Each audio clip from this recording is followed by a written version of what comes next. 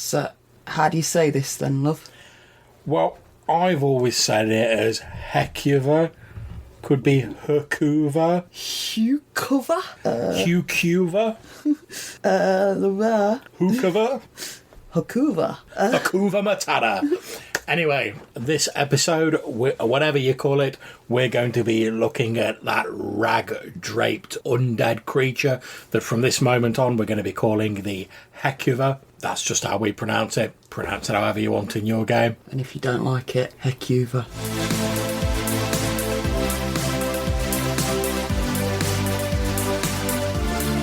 Okay, so as we said, as per the result of a poll, we're going to be looking at the Heucuva, which appeared first in the Fiend Folio, which is the book we're working through at the moment. So, love, what does the Fiend Folio tell us about him? Well, it's got a quarter of the A4 page, and about a third of that is taken up by the stat block and the picture. Yeah, I can see here there only appears to be like a few sentences of actual write-up about it. But there is actually quite a lot of promising monster in there, so I can see like how it's grown from this.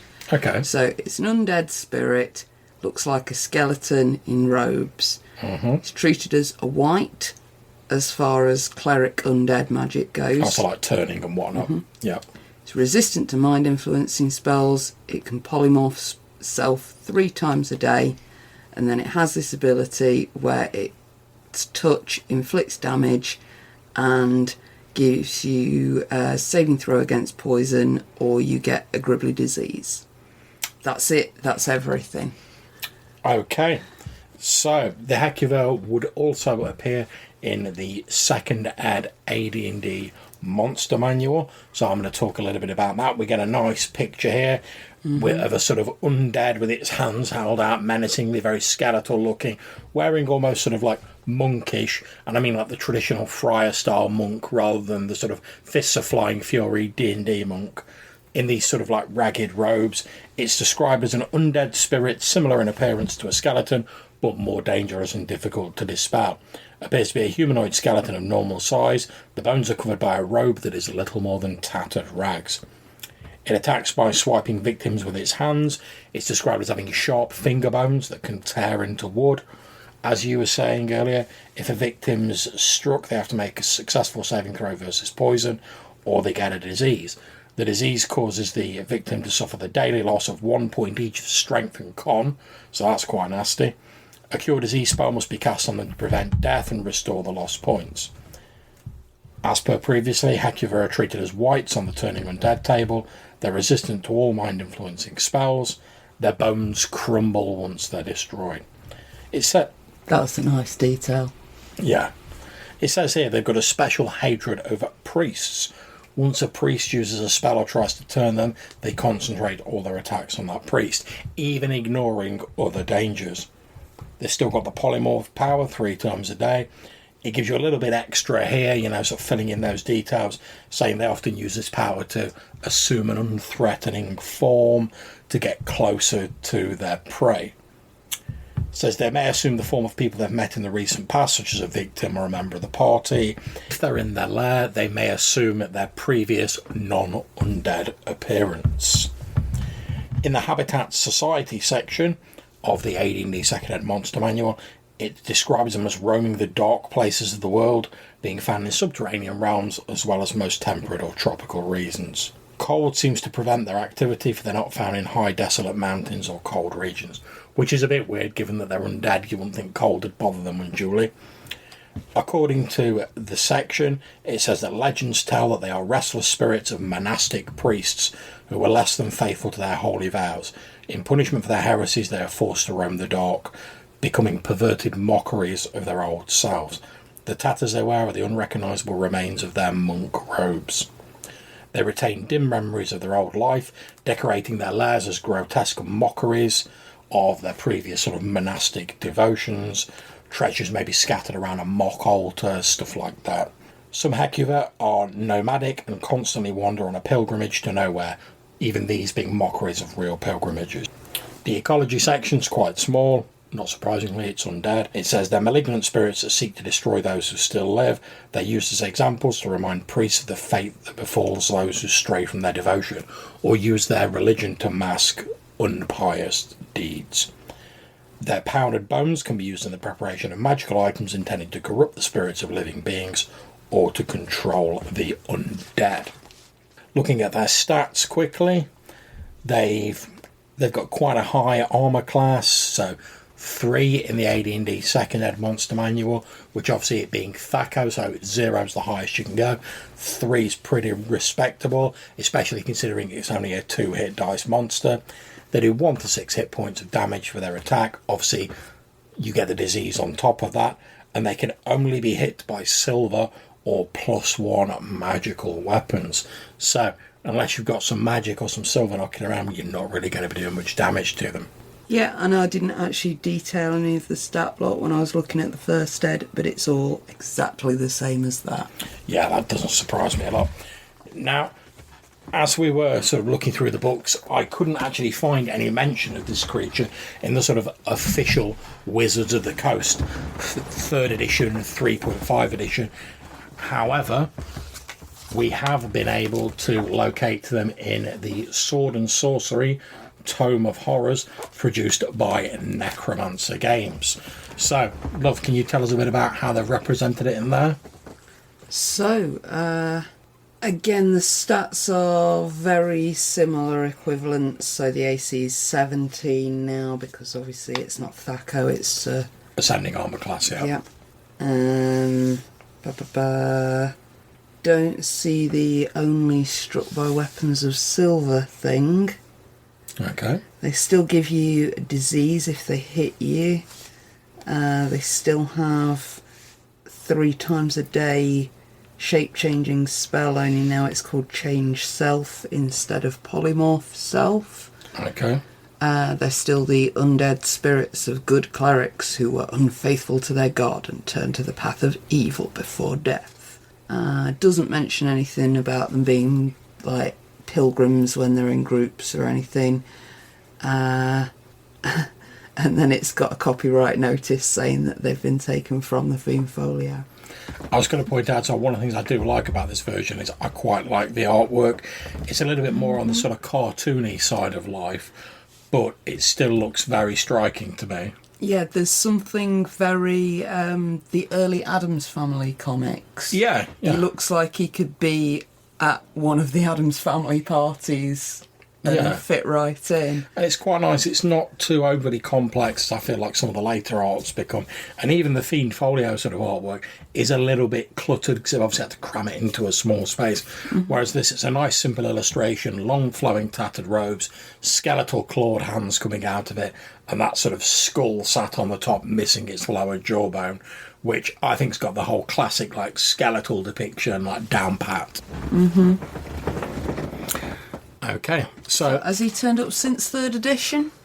Well, since D20 edition. Well, I did have a look through my collection of 4th edition stuff, see if I could find anything. Also, my 5th edition stuff, and I couldn't find anything at all. However, since Joe Richter from the Hindsightless podcast had mentioned some of these creatures being in Pathfinder, I decided to have a quick look through the sort of Pathfinder books, see if I could find anything there. And in the Bestiary 3 for Pathfinder 1st edition, the Heucuva is mentioned. And one of the things I quite like in the Pathfinder books is they have these like 1 or 2 sentences that are like capsule descriptions under the name. Mm-hmm. So here, before we find out anything else, it describes it as rotting vestments hang across the withered flesh of this walking corpse, and its mouth hangs open in a silent scream. Which, alright, it might be a bit OTT with a like World of Darkness style vibe going on there, but it just sort of sets the mood up for what sort of creature you're going to be looking at, and I really like that. And the image is quite striking. They're obviously playing up the whole sort of like clerical sort of vestment style thing with the robes it's wearing. I mean, you've got this withered sort of more sort of zombie-ish like face. It's holding a staff, and it's got the obligatory like glowing eyes of the undead. So if we have a look at the description, it describes them as the risen corpses of heretical clerics who blasphemed and renounced their deities before meeting death. So pretty similar to the previous. Although easily mistaken for zombies or even skeletons, they have a spark of intelligence that makes them cunning and deceptive foes. Now, although their intelligence wasn't specifically mentioned in the earlier books that we looked at, they're capable of changing form, pretending to be people, so they've got to at least have some intelligence, otherwise they wouldn't be doing that. It gives it a little bit extra here, saying during the daylight hours, a Heucuva becomes shrouded in an illusion that causes it to appear as it did in life. So it can't change its shape to anyone here, it just looks like it did when it was alive during the day. There's something that I noted in the second ed one, I don't know if we mentioned, was that if you had infravision, you could see through that illusion. That would make sense, because obviously infravision being based on like heat, it doesn't have body heat, so that's a nice little nugget of information there. We've, like I say, here it tries to use its previous appearance to infiltrate societies. When night falls, it emerges in like its undead glory to go and seek out its prey. Fortunately for the living, it says they have only fragments of intellect remaining, so it's normally not long before they're sort of outed as what they actually are. Most Heucuva remember little of their former lives except for the blasphemies that led them to their cursed fate. They often find themselves drawn to the ruins of old temples, where they rage against or seek hopeless absolution from the deities who afflicted them. They sometimes work in concert with other undead creatures that share the same area. While most Heucuva arise when a god rejects a heretic priest's soul, forcing the slain to rise as an undead, they can also be created with a create undead. The caster must be at least 11th level, and the body to transform must have been an evil cleric in life. The spell can be used to create a Heucuva using the body of a non-evil cleric, but doing so requires you to make like a test. So, fairly similar there. I mean, if we look at the stats, it's got a fairly respectable AC again. It's got like 3 hit dice, attacks with its claws, does a little bit less damage in Pathfinder, but it's got various feats and weapon focuses that sort of even that out. It's got a bonus to perception and a bonus to stealth skill checks, presumably the stealth because it can disguise itself. Speaks common. Its special qualities are that false humanity that we're talking about, where during the day it's cloaked in an illusion that makes it look, sound and feel, even apparently, like a living creature. The effect functions similarly to disguise self. If someone interacts directly with them, they can make a will save to see through the illusion, and they always leave a faint sort of stench of the grave around them. Creatures with the scent abilities, like animals and whatever, easily perceive like it's not right and they can see through the illusion. At night, regardless of whether it knows night has fallen, the illusion just fades away, so it doesn't have a choice about it. It doesn't control it. So, looking at these, Yeah. there's a couple of things that they're very much putting me in mind of. Okay. The first being the zombie thing of being like freaked out by somebody with dementia or somebody with a physical deformity, the way that makes people a bit freaked out, and the way that like doing that as a zombie actor, which I did for a while at a theme park, you push on those sorts of fears, particularly the whole thing of them like losing their intelligence being very much playing on people's fear of dementia. Yeah. Well, I was going to say as well, I think obviously they exist partially as like a cautionary tale to like player character clerics and paladins and whatnot, because let's face it, we've always got like people who are like, yeah, I want to play a cleric, or yeah, I want to play a paladin, and then they get up to some like really dodgy while they're doing it. So this is like a cautionary, like, oh, be careful there, but for the grace of the gods. Well, that was the other thing I was going to mention. I can't remember what originally the myth's from, but I'm sure there's a version of it in that Jack of Fables series of a character who tricks the devil into saying he will never go into hell. Yeah. But isn't good enough to earn his way into heaven, so he's always stuck in between. It's a very similar sort of an idea. Well, yeah, like I said, I was saying the term, it could be used as a cautionary tale, but I think, as you were saying, it also offers a sort of like a chilling look at how people can end up. Because, as you say, this creature only has fragments of its intellect, and it spends like the daylight hours trying to sort of mingle in with society and like it once was, but it can never quite manage it because animals always recognise it. The stench of the grave's always about it. And then when in the evening comes, it becomes this undead creature again. It almost sort of has to give in to its baser nature. Because you'd assume from reading this that although it could attack people during the day with the illusion up, that it doesn't, because otherwise, you know, how would you mingle into a society? So it almost feels to me as though the creature sort of subconsciously wants to try and get back the life it had, or wants to try and reclaim it, but almost though it's like consumed by this sort of feeling of like self-loathing, because it obviously hates being undead. So like when it's daytime, it's like, oh, I can get back my life and I can get back into society. Then when night falls again and beyond its control, certainly in the Pathfinder version, it realises, oh no, I'm this horrible monster, and worst of all, there's no one else to blame. I'm the one who did this with my blasphemies and whatever. It then just sort of lashes out because of this hatred. Similarly, second ed ones, rather than it being quite as intelligent as that, it's got that sort of Dawn of the Dead vibe of it acting out something that was very important to it in life, with them doing the like weird parodies of pilgrimages and building these blasphemous altars and things. It's like the zombies go around them all. I like interesting zombies. Yeah, I was going to say, actually, since you mentioned that, I think as well it also ties in quite well with the Death Knight that we discussed previously, because obviously the Death Knights are sort of these paladins, these holy warriors who rose to great heights of heroism, then fell and became like the opposite, the inverse of what they were. And Heucuva sort of strike me as like a sort of a lesser version of that. So like, obviously they're not the big bads like, you know, like a Death Knight who's like summoning the undead legions and a great sort of like was once a hero, now it's like an out and out villain, like the opposite of what it used to be.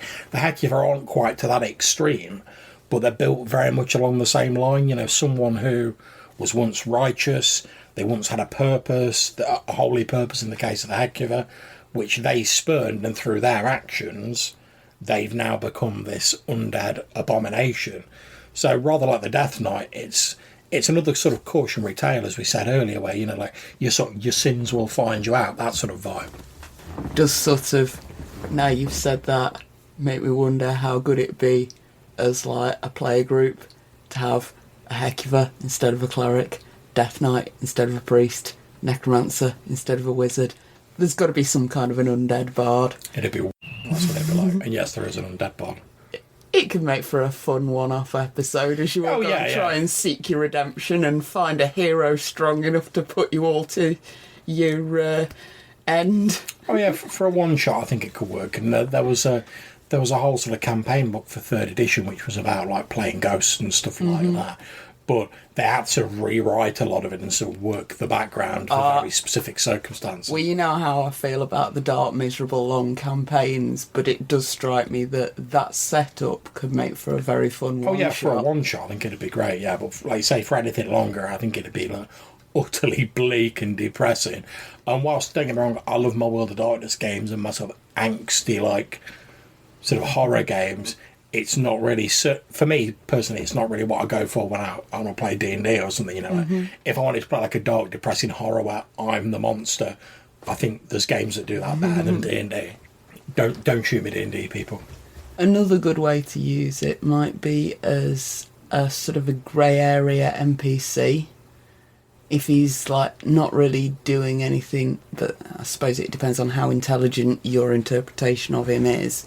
But if he's not really doing anything that's hurting the player group at the moment, he could be a very good source of information because he's been around for so long. One of the things that strikes me as interesting is what this creature potentially says about the deities in your campaign world. Because it says that like you can make one of them out of a body of an evil cleric, but it doesn't have to be the body of an evil cleric, it's just more difficult. And it also doesn't say that the ones that arise naturally are always evil clerics.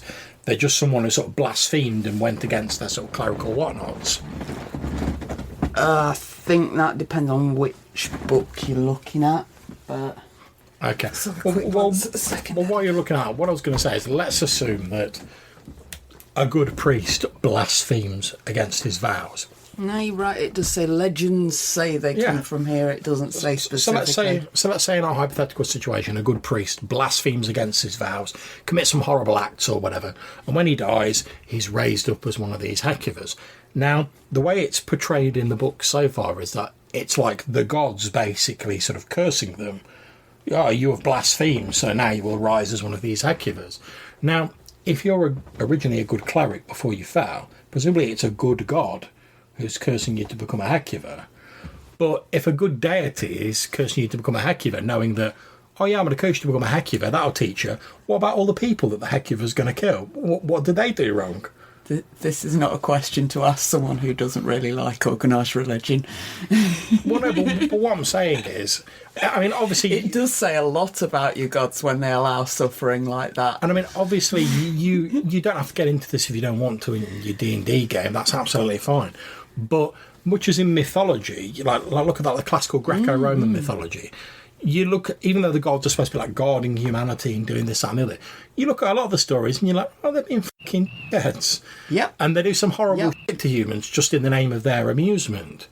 This seems, the Heucuva seems very much to me to suggest that the gods that are causing these creatures to rise might be of the same vein. Because if a god's like, oh, do you know what? It's not important about those like 50 plus people that the Heucuva's going to kill when I raise it. It's more important that I punish this cleric for all humanity. You've got to start asking yourselves, I know gods operate on a different scale, but you've got to start asking yourself, is their morality so entirely alien to like their worshippers? Well, their justification of it is that all those people that the Heucuva just killed, they put them in heaven, and that was where they wanted to be. So that's a good thing, even though they're smeared across the landscape. And don't get me wrong, I don't deny that the whole like getting to heaven and whatever from your god is like great, but it's just that little stop at being like murdered horribly and painfully along the way by like an undead monster that sort of like is a bit of a sticking point for me, because I don't know. I've never been murdered by an undead creature. I would imagine though that it's fairly traumatic. And if we know one thing, ghosts, zombies, all manner of types of undead, a lot of them arise naturally when someone dies a traumatic death. So let's say your Heucuva kills 100 people before it's destroyed. Let's say 10% of those have such a traumatic death they come back as a ghost or other type of undead. How many people do those undead go on to kill? Do any of them come back as undead? You see what I mean? It just could continue escalating. And that's all because one like God, rather than just being like, oh, you blasphemed, I'm sending your soul to hell or whatever, is that, oh, you blasphemed, I think the punishment for you is going to be becoming an undead killing machine.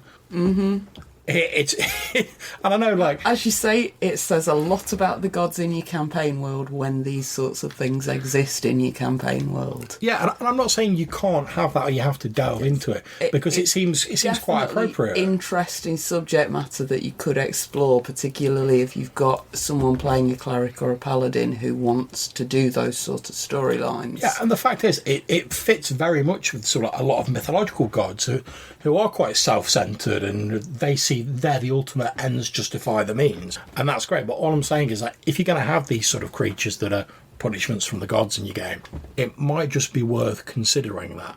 I mean, if you don't want to get into that, it's easy enough to just say the gods aren't directly involved. It's just something that happens. It's their own sort of weight of their own sins that causes it. The gods don't have a direct handle on it. But if they do, it's just worth considering, like, what's going through like your deity's mind when they do that? How do they justify that? Do they?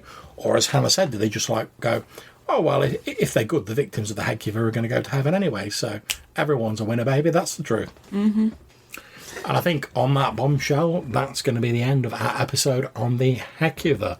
So if you've got anything you'd like to say to us about this creature, maybe you'd like to tell us how you pronounce it, then you can get in touch with us either by a voicemail on SpeakPipe, there's a link in the description below, or you can send us an email to rddrpgpodcast@gmail.com.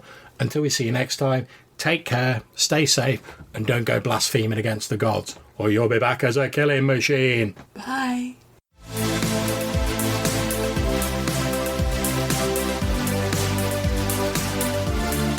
If they're in their lair, they may assume they're all